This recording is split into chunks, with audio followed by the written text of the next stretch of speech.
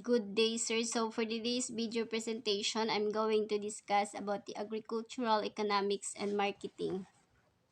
So in economics, there are seven definitions of key terms, which are economics defined, foundation of economics, economic theories, macroeconomics versus macroeconomics, agricultural economics, positive, bias normative economics, and lastly, disadvantages of economic theories or principles.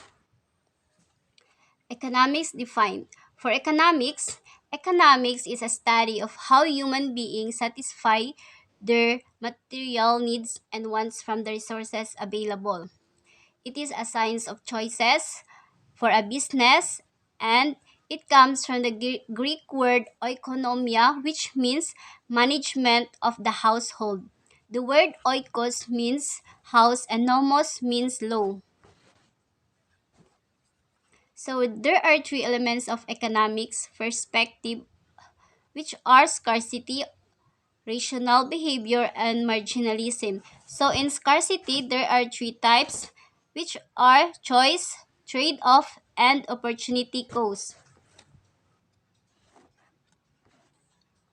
The second is foundation of economics. So there are two factors that dominate our lives. First, we have limited resources. Second, we have unlimited wants. Factors of production, scarce resources. When we say factors of production are referred to as the resources used in the production of goods and services. They are classified as a property resources and human resources. So in unlimited needs and wants are desires of consumer to obtain and use various goods and services which give pleasure or satisfaction. Also, it is generally classified as necessities and luxuries.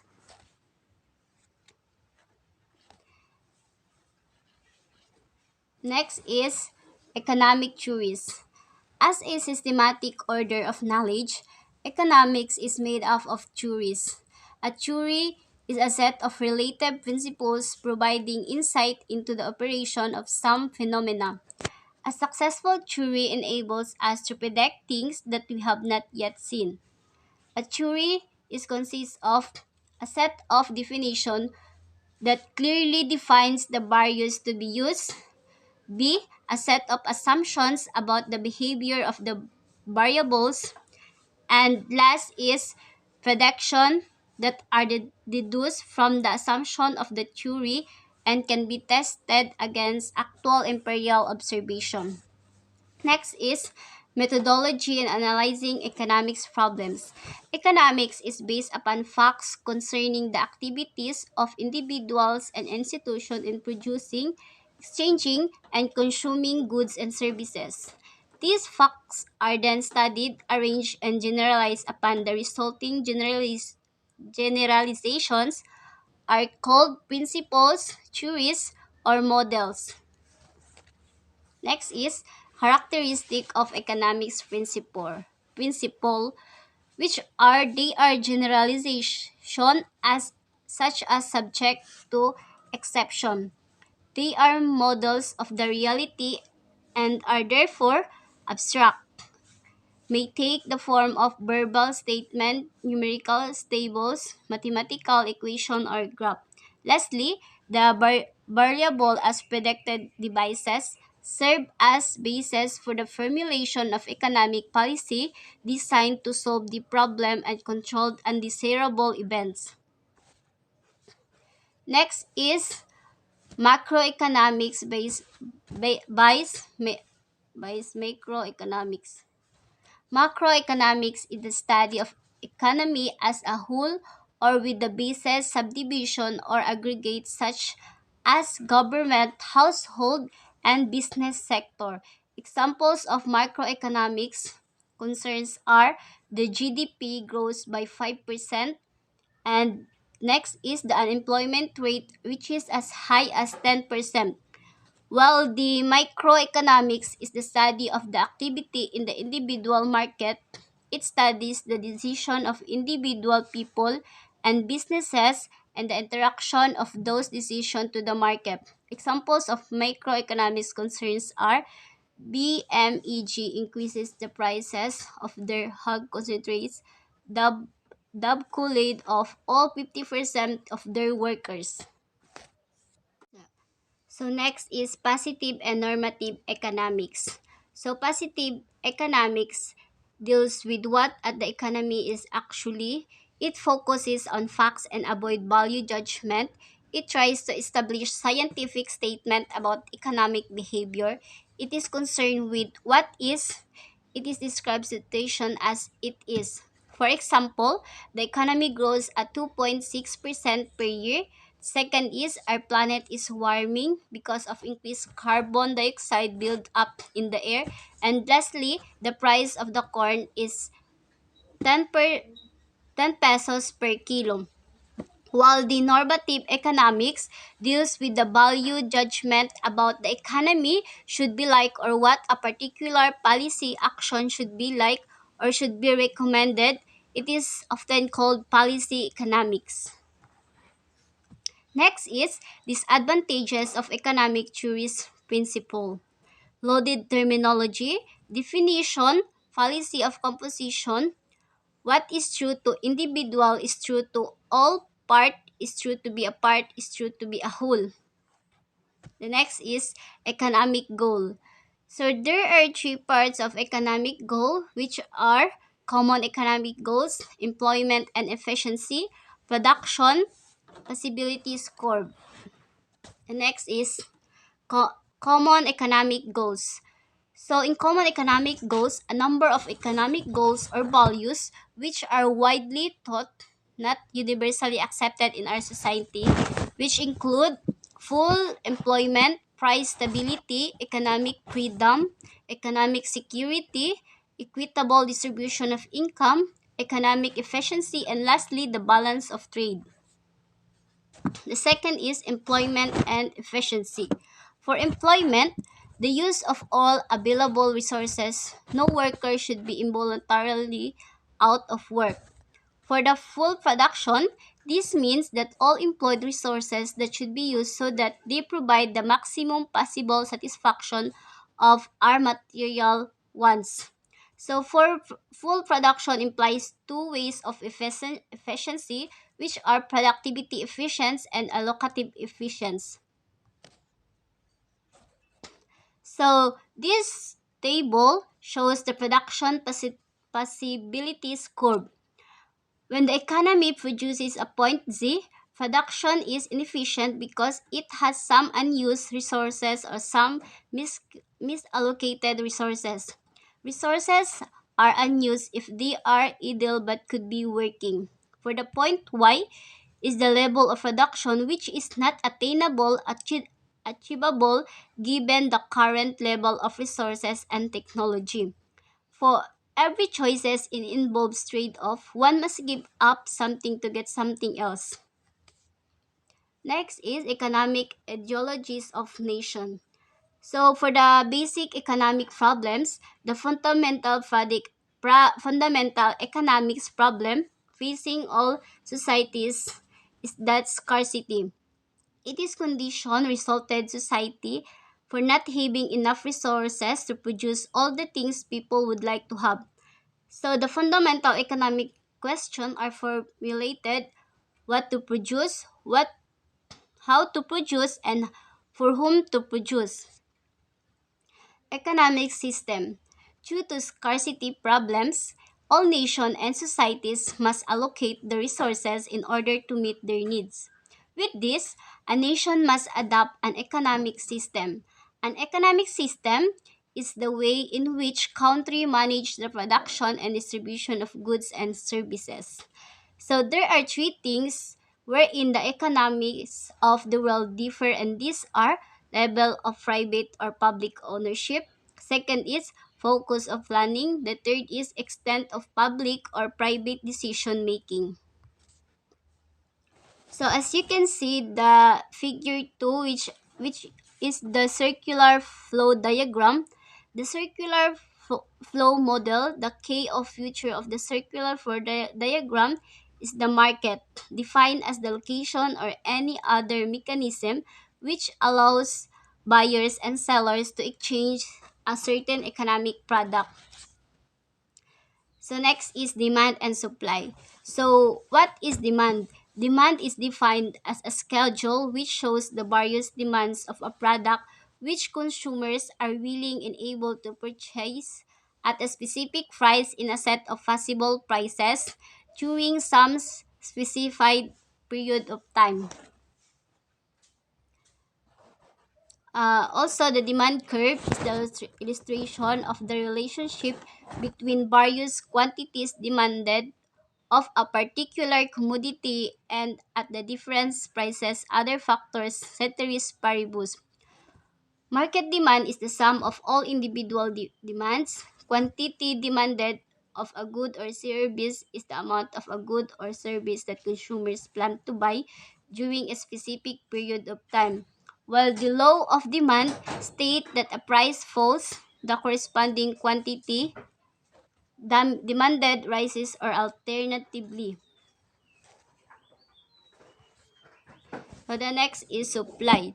Supply is defined as a schedule which shows the various demands of a product which producers are willing and able to produce and make available for sale in the market at each specific price in a set of possible prices during some specified period of time.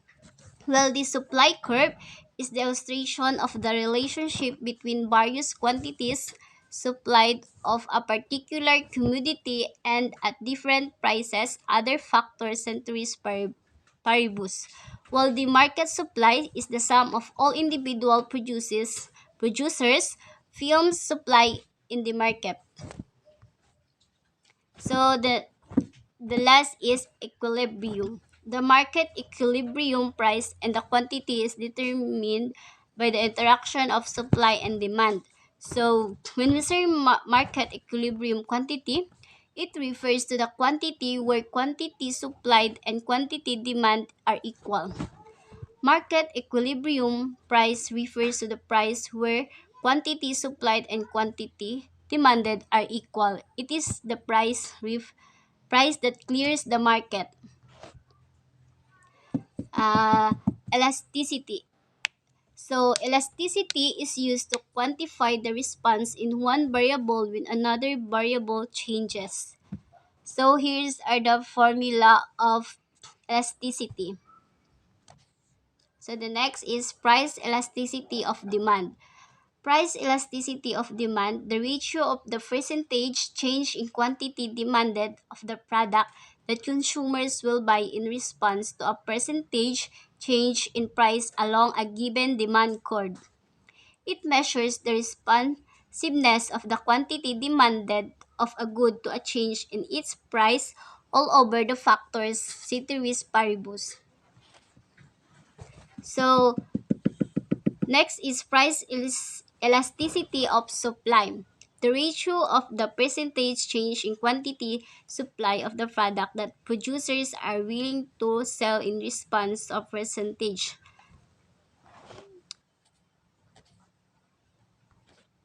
So next is income elasticity of demand. Income elasticity of demand is the ratio of the percentage change in quantity demand of a product that consumer will buy in a response of percentage change in income. Cross price elasticity. Cross price elasticity is the ratio of the percentage change in quantity demanded of a product that consumers will buy in response to a percentage change in other goods. Next is macroeconomics. There are two approaches in the study of consumer choices and demand. Utility approach.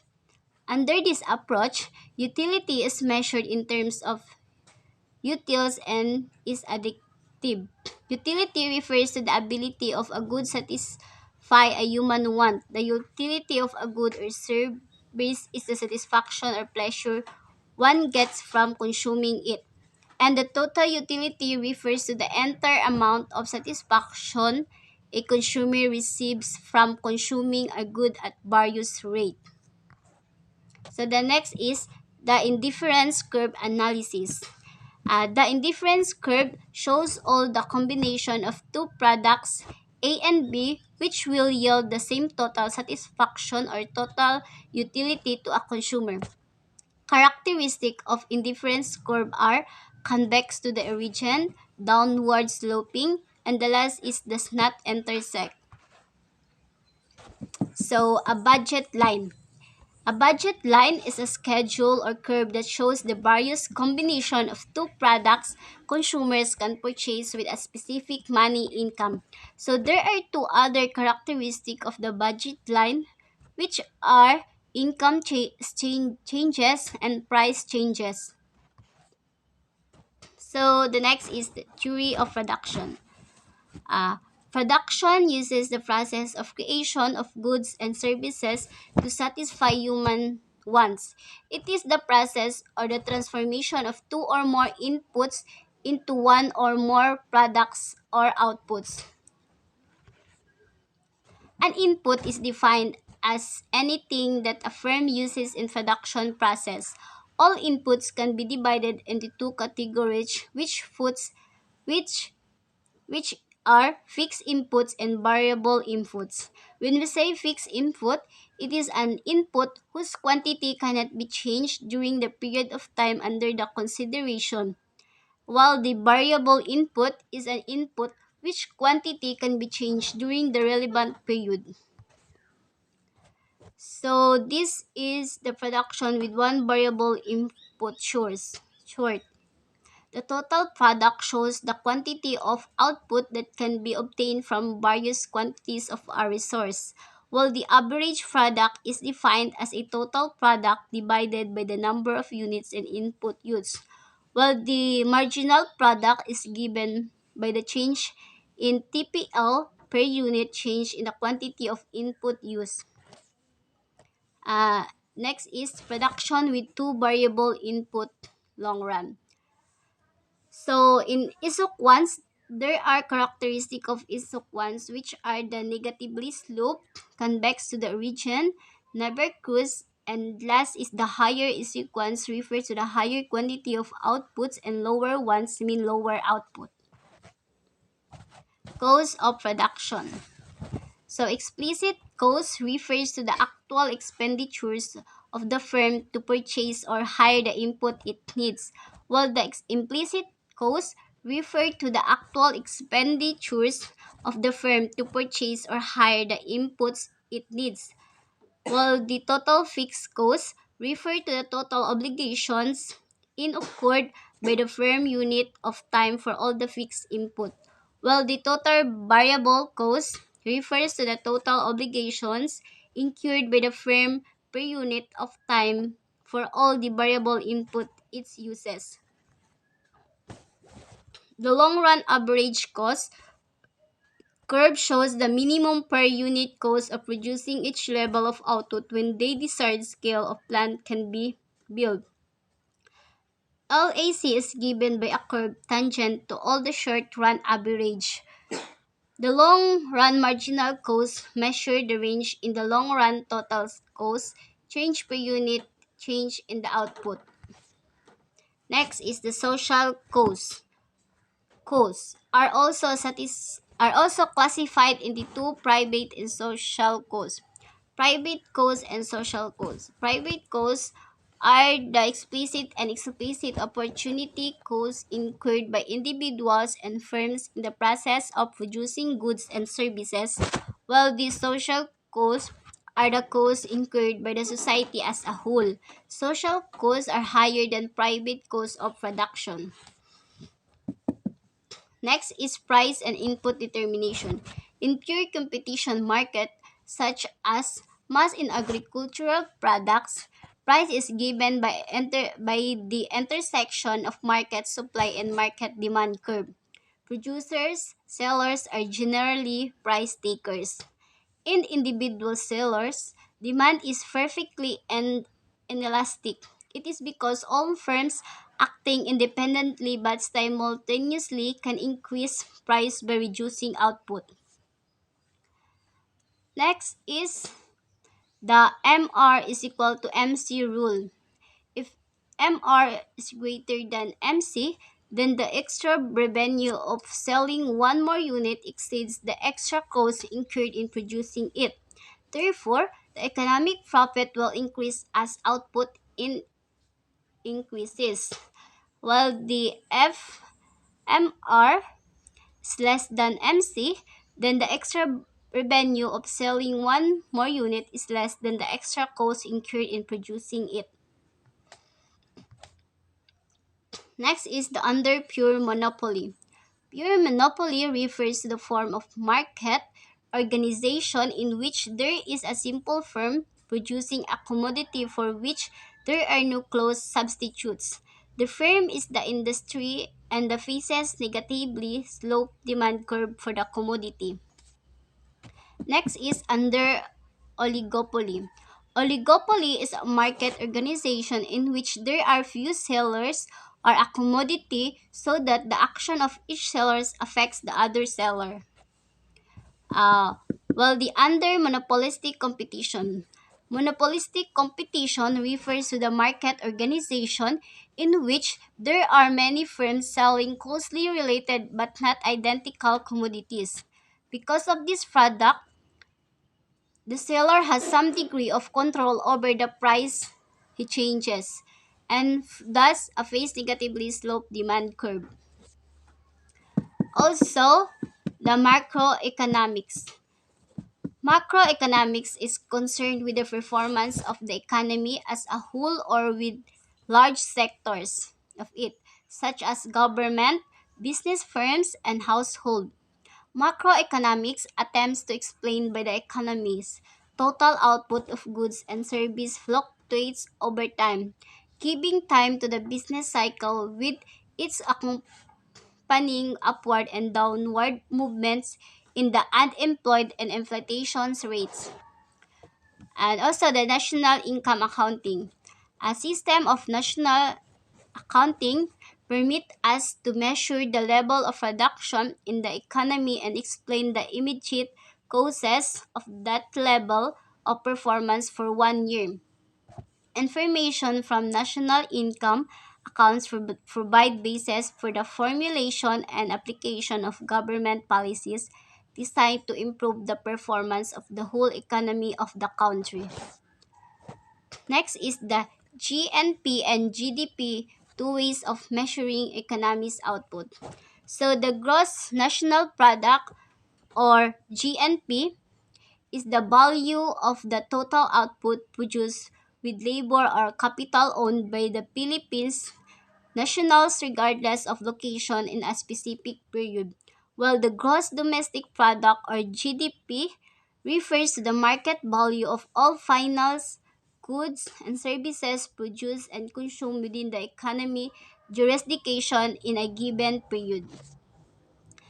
So there are the marketing mix. So there are four P's of marketing. A marketing mix strategy is consists of four parts, which are the product strategies, pricing strategies, place of distribution strategies, and promotion strategies. So, product strategies. A product is defined as anything offered for sale, attention, and acquisition. It can be good or service. While the pricing strategies, pricing is considered as the most important function since it is the only function which lets the money flow back to the business. Price is the amount that society pays for a good or service. While the place or distribution strategies, distribution means delivering the product at right time. Marketing channels refers to the alternative routes by which products flows from the producers to the consumers.